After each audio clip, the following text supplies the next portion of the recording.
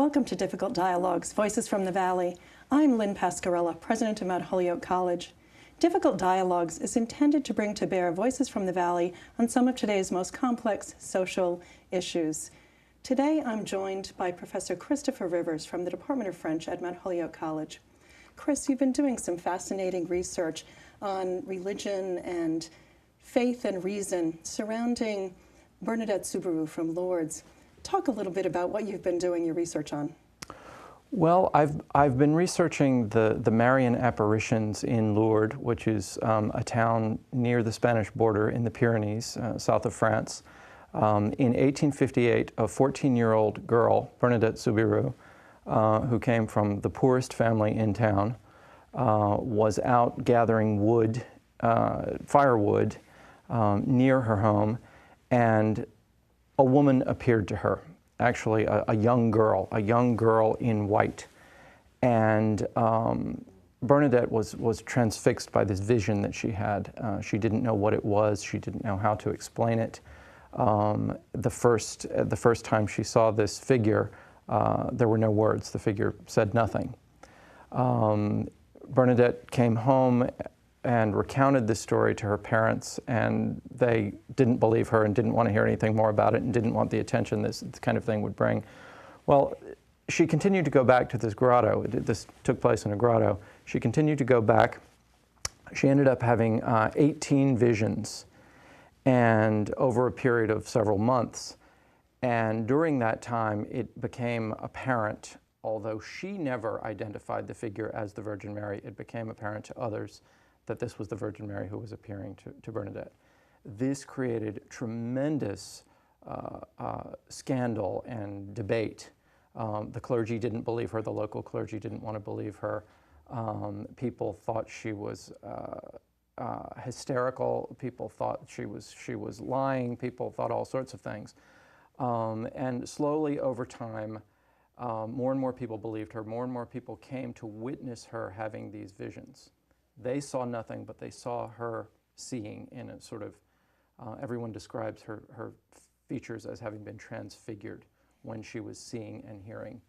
And eventually the church came around, and eventually even Rome came around, and the visions were considered officially recognized visions by the Roman Catholic Church. Bernadette spent most of her adult life after this in a convent in another part of France. The attention became too great. There were too many autograph seekers, basically.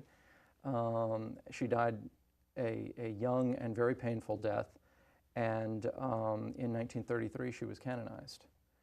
And I've become interested in this primarily because of the questions that it raises about faith and reason, and the ways in which it becomes sort of a microcosm for a lot of other things that were going on in 19th century France. It really is fascinating. So she was canonized on December 8th, the Feast of the Immaculate Conception. That's right. And just 4 years earlier, the Church had instituted this doctrine around Immaculate Conception. Tell us about that and the political and social controversies surrounding that doctrine. Well, the interesting thing about the Immaculate Conception is there are a lot of misconceptions about the Immaculate Conception. One of which a lot of people, particularly non-Catholics, tend to confuse the Immaculate Conception with the virgin birth, when in fact the Immaculate Conception has nothing to do with the birth of Christ. It's about Bernadette herself having been conceived without original sin. Right, Mary, I'm sorry, yes. The Virgin Mary having been conceived in her own mother's womb without original sin. And this is a very controversial doctrine. It's something that has been around since early Middle Ages, and there are always people on both sides of the fence. I mean, there are people who argue that this makes a deity of the Virgin Mary in a way that's not appropriate. This makes her more of a god and less of a saint, which a lot of people find questionable. Aquinas himself, as a matter of fact, was an opponent of the doctrine of the Immaculate Conception. And the interesting thing is there were a lot of adherents to this doctrine for many centuries, but it wasn't until the mid-19th century, in 1854, that the Catholic Church finally said, this is not doctrine, this is dogma. In other words, this is something that all Catholics are required to believe. That was 1854. In 1858, at the time of Bernadette's apparitions, one of the things she was told by the priest, ask this lady, Bernadette always referred to as the lady, ask this lady who she is, get her to tell you her name. And at one point, the woman said, in Bernadette's local dialect, because at that time she didn't speak French, she spoke a dialect that resembles Spanish as much as it does French. The lady said, I am the Immaculate Conception. Bernadette, at the time, had never heard these words, did not know what they meant, came back and simply repeated them to the priest. This is an interesting sort of point of controversy about the apparitions at Lourdes, because a lot of people who tend to be more skeptical about them say that somehow this was spoon-fed to Bernadette, that someone had told her that she should say this because it was a way of shoring up this recent and somewhat controversial decision on the part of Rome. So. No, I know that there's been a lot written about her. There was a movie about her, and it was it Jennifer Jones? Or yes. And so she won an Academy Award. And Best Actress. Yes. Yeah. Talk about the image of Saint Bernadette and the impact that had on people who were skeptical about what occurred. There was some of that portrayed in the movie about her beautiful face and how angelic she was, and people were drawn to it, and they started seeing visions as well. Absolutely.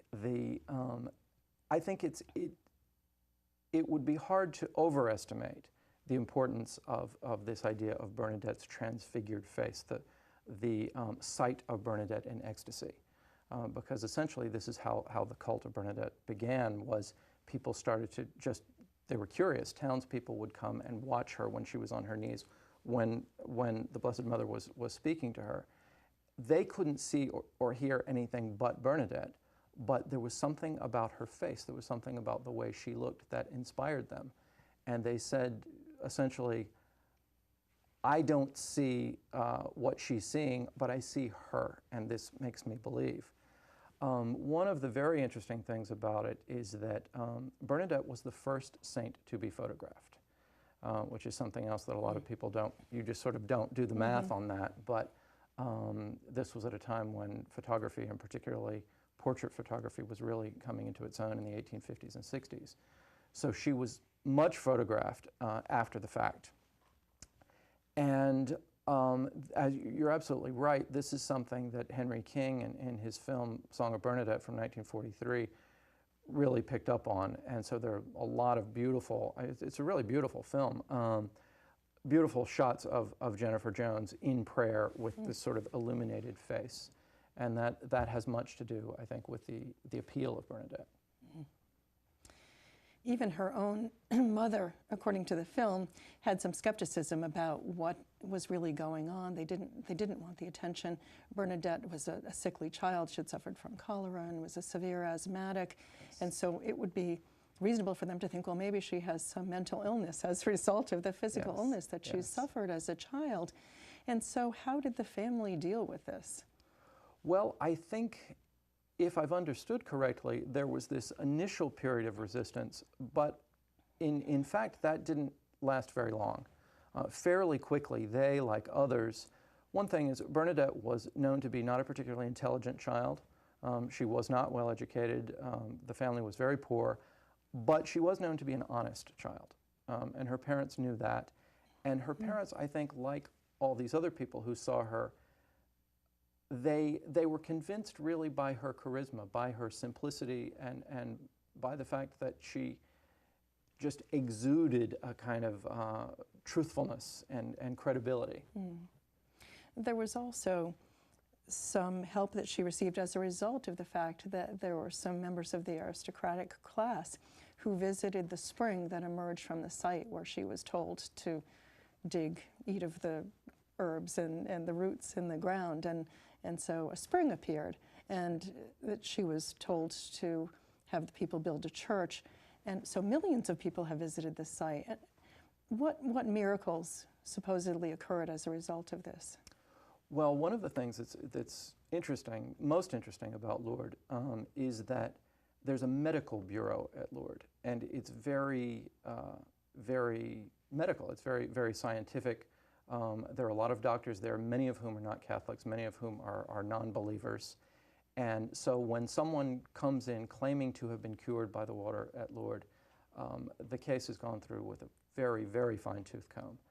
And in fact, only 67 miracles have actually been endorsed by this Medical Bureau of Lourdes out of a possible, I don't know what the number is, I think it's something along the lines of 70,000. It's a very, very small percentage. And essentially what the criteria are is that the illness has to have been previously documented by at least one physician and described so that you know that the illness is real. The recovery has to be spontaneous and complete. It can't be someone who goes home and over a period of weeks gradually gets better. It has to be spontaneous and it has to be complete. And the third thing is that doctors, this entire panel of doctors, has to agree that there's no naturally occurring explanation for this cure, that it would not normally happen in the course of events with this particular disease. So this is one of the things I think that give people pause about Lourdes, because it's very easy to dismiss Lourdes and say, well, it's, you know, religious fanatics and you know, people are making up tales and things like that. But when people see how rigorous this process is, I think it gives people a little pause. How do these scientists who are trained to apply the scientific method reconcile that with this faith? I know the physicians I work with are reluctant to say, well, we just don't know, and so there's no scientific explanation, it must be a miracle. Are doctors really willing to do this and say it must be a miracle? Well, I think the doctors, particularly the doctors who aren't believers, they don't say, the doctors never say this is a miracle. What they say is, we can find no natural explanation for this cure, this recovery. And in fact, they find themselves in the position that you've just described, where they have to say, we do not know. And that's all the doctors do. The doctors don't say it's a miracle. The doctors say, we can find no scientific explanation for this. And then it's the church that comes in and says, we consider this to be a miracle. But as I said, they do that very, very rarely. One of the controversies at the time was around the commodification of faith, the selling of scapulas along the roadways and the bottled water. And this continues to be controversial. The site of the church and the stream has more hotels than any other city in France except for Paris. So what's going on in the city now? Are there still as many pilgrims who appear? As far as I know, yes. It has continued to be a site of pilgrimage in all through the years. Many, many people still flock to Lourdes. One of the things that is somewhat surprising about Lourdes is, while the majority of people who go there tend to be practicing Catholics, a lot of non-believers go to Lourdes as well, drawn by curiosity, drawn by, in some cases, people who are in dire circumstances medically, and this is sort of the last straw, that kind of thing. But Lourdes has continued to be a site for tourism, for the selling of objects. I just read a book recently by a well-known 19th century French novelist whose name is Huysmans, who was a decadent and a symbolist and affiliated with the naturalists in France, and had a conversion to Catholicism. And he wrote a book about going to Lourdes, and he says that all of the ugliness, all of the souvenir shops and hotels and all the commerce that has grown up around the grotto is essentially the work of the devil. And he says, you know, God is present in Lourdes in the charity, in the caritas that's going on, with all the sick people being taken care of in such loving ways. And he said, if you're looking for God in Lourdes, that's where you find it. But if you're looking for the devil, look at the souvenir shops, which is it's a rather extreme view, but I think it's a kind of amusing way to look at it. And would there be a difference between that type of commodification and the securing of relics? So after Bernadette's death, there was an attempt a few times to exhume her, and they were successful in this. And then there was discussion over whether they should take bone fragments or her heart or other pieces of her to serve as relics that people could then worship. That's right. And in fact, even in her life, quickly, within a matter of months, people were coming from all over France. And this is one of the things that ultimately led to her entering the convent at Nevers, which is hundreds of miles away, because people wanted to cut off pieces of her dress or cut off pieces of her hair. People were looking for relics immediately. And I think the difference between the relics and the commodification is that the relics aren't a commercial object. You know, if the church were to take a bone fragment or something like that and put it in a glass case and put it in a side altar in a cathedral or something like that, no one would be getting rich from that, presumably. Whereas all the rosaries and holy water bottles and all of that, someone's making money. Interestingly, Bernadette herself said when she was informed that some of the members of her family had been selling, I think it was photographs of her. This was a nephew or something like that. And one of her nephews built what is still the great elegant hotel of Lourdes, very near the grotto. And her comment was, as long as no one gets rich from it. That was the one thing she didn't want to see, which was people making lots of money off of this. What implications does your research have on discussions today about faith and reason? Well, I think this is one of the things that drew me to the topic. I think it's a particularly interesting case study as far as faith and reason is concerned, because it's all about how we believe what we believe and why we believe what we believe, and the role that reason does or doesn't play in that process. There's a very famous quote from St. Thomas Aquinas, who said, to those who believe, no explanation is necessary. To those who do not believe, no explanation is possible. And I think his use of the word explanation is interesting, because it seems to suggest that this matter will not be resolved in the realm of reason. This is taking place in there's some different sort of truth here. And I think oftentimes in the battle between faith and reason, it comes down to whether you actually see it as a battle, or whether you're willing to say, as has often been said, intellectual assent is not required. Or as the theologian Karen Armstrong has said, she talks about what she calls mythos and logos. Mythos being the realm of the poetic, the allegorical, logos being fact, science, objective reality. And one of the examples she uses, she says, is when you get a cancer diagnosis, you want both. You want logos from your doctor and mythos from your priest. But they're not the same thing, and they should not necessarily be in conflict with each other. And in Lourdes, these things really come to a head at Lourdes because she was seeing something. No one else could see it. And you know, people had to ask themselves whether or not her seeing was enough. And so I think it raises another very interesting question about faith or reason, is faith strictly a personal matter? In other words, is it sort of a one-on-one between an individual and God, or can there be an intermediary, which is another person? In other words, can I believe because you believe? And this is what happened in Lourdes, is people believed because Bernadette believed. And this is different from other cases like Our Lady of Fatima, where you had 3 children who witnessed a similar sort of miracle. Exactly. Yes. Do you think that there's a gene that predisposes people to believe? Kierkegaard, the Danish philosopher, talks about the fact that for him faith is not belief in the absence of reason, but in the face of absurdity.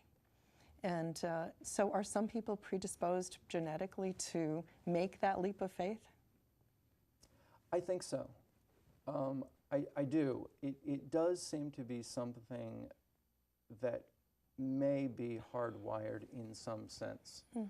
On the other hand, you know, you have the age-old conflict between nature and culture, because there's the genetic explanation, but there's also the cultural explanation of having been raised in a household that was devout in some way or other. So I think it's a very hard question to answer, but I do think there are certain individuals who simply give themselves over to it with great ease, and others for whom it's just not possible. So we are of a generation that was raised, for the most part, with some sort of religion, and now young people are often raised in humanistic, secular humanistic households, and are longing for some sort of spirituality in their lives, not necessarily religion. What do you think that we can attribute that phenomenon to? Well, I think it has to do with, I think one way of looking at it is it has to do with people's longing for the sacred. I think people want to believe in something that's holy and something that's sacred, not necessarily believe in a deity. I mean, I think those are two somewhat different questions.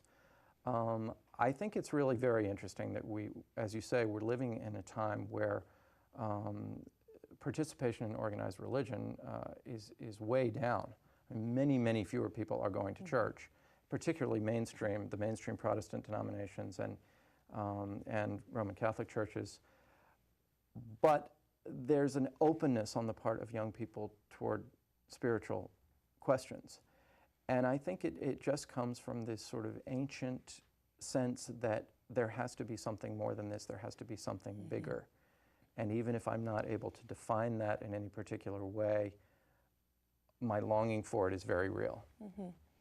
We do seem to see many more cases of mental illness, of existential dread and angst. And I think anxiety in a world where we don't have explanations. So it makes sense to seek that kind of spiritual life. In all of these cases of visions and apparitions, it seems we hear about the Virgin Mother. Why don't people see God or Christ or some manifestation of God? That's a very good question, and I'm not sure how to answer that. I think it has something to do with, you know, in the Roman Catholic tradition, there are sort of three levels of veneration. Latria, which is adoration of God, and that's actual adoration. Dulia, which is veneration for the saints. And then something in between, which is called hyperdulia, which is veneration of the Blessed Mother. In other words, she's considered to inhabit a realm that is not literally divine. She's not a god. She's not worshipped in that sense, but more than the other saints. And I think it's this kind of sense of a ladder that explains it to some extent, because seeing God, somehow seeing God or seeing Christ is almost unthinkable. Whereas the Blessed Mother, as someone who was a human being, but had this relationship to the divine unlike that of any other human being in history, somehow is in this intermediary space. And I attribute it to that. I think it also may have something to do with the attraction to a feminine face of God, a mother. And I think, you know, for a very long time, God was largely a punishing God, and the comfort came from the Virgin Mary. And I think that may explain it to some extent as well. There's certainly been a lot of controversy recently with respect to separation of church and state around reproductive rights. I know within the Catholic Church, during medieval times, women often would forsake having children in order to emulate the suffering of Christ or the Virgin Mother, and engage in self-flagellation, other forms of self-abuse. We look at those now and we say, well, they must have been insane. Is there a different way to look at it? Well, I think that kind of connects with the whole question of feminist interpretation of the Virgin Mary, which, I mean, there's been a lot of scholarship on that.